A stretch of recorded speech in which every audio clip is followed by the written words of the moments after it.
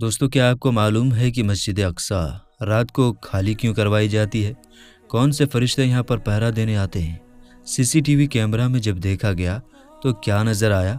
CCTV कैमरे की footage देखकर आपके भी रोंगटे खड़े हो जाएंगे। दोस्तों, बेशक जिस जगह की तामीर ही जिन्नात ने की हो, जो मुसलमानों का क़िबला अव्वल हो, जहाँ कई पैगंबर कई अजीम हस्तियाँ मदफून हों, ऐसी जगह अगर आज तक इसराइली यहूदियों को नहीं मिल पाई, हालांकि उन्होंने सालों कोशिश की और आज तक करते आए हैं, जबकि मुकाबला भी निहत्ते फ़िलिस्तीनी मुसलमान कर रहे हैं और हथियारों से लैस ये इसराइली हैं, मगर फिर भी अपने मकसद में कामयाब नहीं हो पाए। तो दोस्तों, इसकी एक वजह नज़र आती है और वो ये है कि अल्लाह ताला इस घर की हिफाजत खुद करता है और फरिश्ते यहाँ पहरा भी देते हैं। दोस्तों, इससे पहले कि हम ये सारी हैरान करने वाली मालूमात आपको बताएं और आपको सीसीटीवी फुटेज दिखाएं, वीडियो में आगे बढ़ने से पहले आपसे रिक्वेस्ट करते हैं कि अगर आपने हमारा चैनल तहसील इल्म अभी तक सब्सक्राइब नहीं किया है तो अभी सब्सक्राइब कर लें और साथ में बेल आइकन भी ज़रूर दबा दें, ताकि आने वाली तमाम वीडियो का नोटिफिकेशन आपको वक्त पर मिलता रहे। वीडियो को लाइक करें, शेयर करें अपने दोस्तों के साथ और नीचे कमेंट बॉक्स में अपनी राय ज़रूर लिखिएगा। तो आइए वीडियो शुरू करते हैं। दोस्तों, बहुत कम लोग इस बात से वाकिफ़ होंगे कि मस्जिद अक्सा रात को खाली करवा दी जाती है और किसी को वहां आने और रात में रुकने की इजाज़त नहीं दी जाती। ये वो मकाम है दोस्तों जिसे हज़रत सुलेमान अलैहिस्सलाम ने जिन्नात के ज़रिए बनवाया था, जिसे यहूदी हैकल सुलेमानी के नाम से जानते हैं।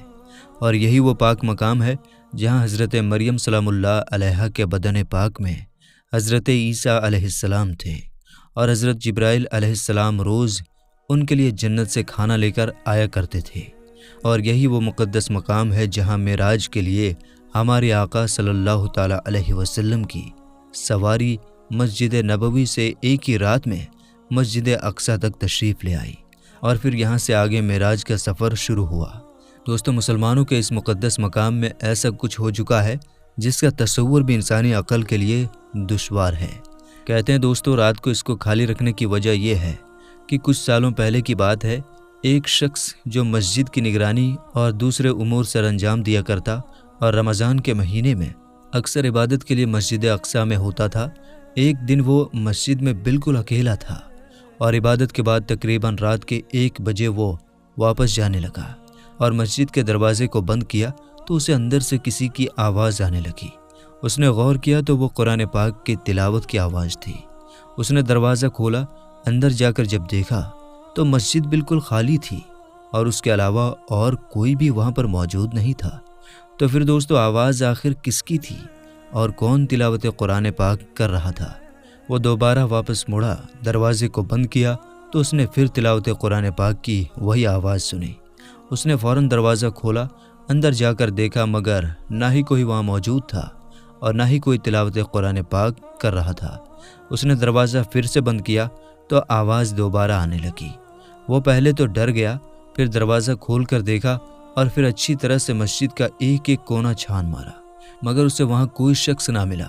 दोस्तों, उसका कहना है कि उस रात वो डर कर वापस घर आ गया, मगर अगली रात फिर उसके साथ ऐसा ही हुआ। उसको समझ नहीं आ रहा था कि आखिर ऐसा कौन है जिसकी तिलावत की आवाज़ तो आ रही है मगर वो खुद दिखाई नहीं देता। अगले रोज़ उसने मस्जिद के सिक्योरिटी अमले को बताया। उन्होंने कहा, परेशानी की कोई बात नहीं है, हम अभी सिक्योरिटी कैमरे की रिकॉर्डिंग चेक कर लेते हैं ताकि तुम्हारा वहम दूर हो जाए। दोस्तों, जब उन्होंने रात के वक्त कैमरे की रिकॉर्डिंग देखी तो उनके रोंगटे खड़े हो गए। वो देखते हैं कि एक नूरानी सफ़ेद कपड़ों में बुजुर्ग हैं और वो नूर से जैसे नहाए हुए हैं और कुरान पाक की तिलावत में मशगूल हैं। उनके जिस्म के आसपास नूर ही नूर है, बल्कि आप ये कह सकते हैं कि वो नूर का जिस्म है, क्योंकि उनकी रोशनी से पूरी मस्जिद का अहाता रोशन था।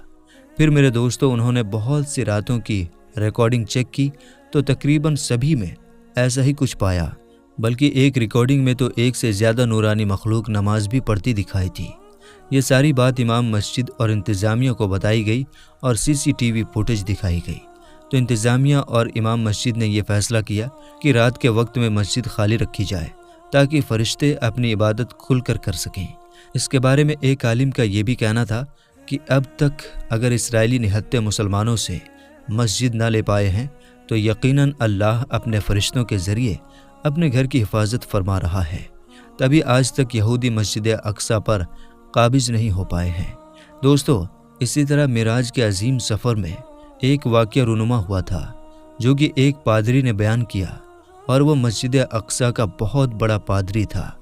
اس نے کہا کہ میری عادت تھی میں ہر رات سونے سے پہلے مسجد کے تمام دروازے بند کر دیا کرتا تھا۔ اس رات میں نے تمام دروازے بند کر دیے، لیکن بہت ہی کوشش کے باوجود ایک دروازہ بند نہ ہو سکا۔ میں نے اپنے کارندوں اور اپنے تمام حاضرین سے مدد لی، سب نے اپنا پورا زور لگایا مگر دروازہ نہ ہلا۔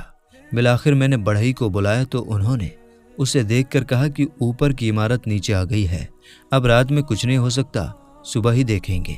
لہٰذا ہم دروازے کے دونوں کواڑ کھلے چھوڑ کر واپس چلے گئے۔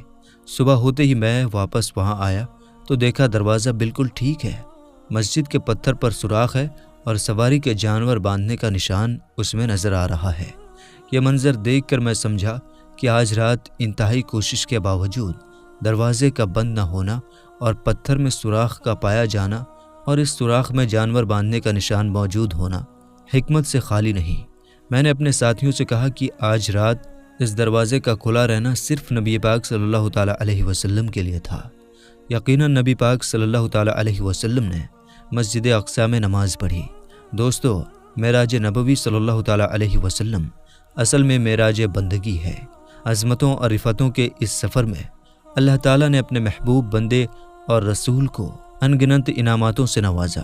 بے شک معراج اتنا بڑا واقعہ ہے کہ اس میں نبی کریم صلی اللہ تعالیٰ علیہ وسلم کو مقام کعبہ قوسین پر فائز کیا گیا تھا۔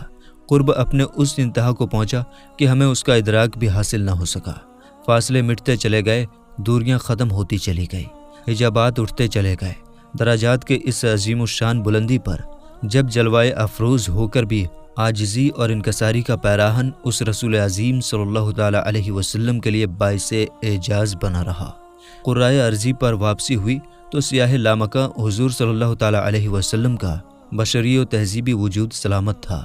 تمام عبادات اور احکامات ایسے ہیں جو اسی زمین پر اتارے گئے ہیں، لیکن اللہ تعالیٰ نے نماز کا خصوصی معاملہ فرمایا کہ اسے اپنے محبوب کو اپنے پاس بلا کر عنایت فرمایا، اور نماز کے معاملے میں اپنے حبیب کی بات بار بار مانی۔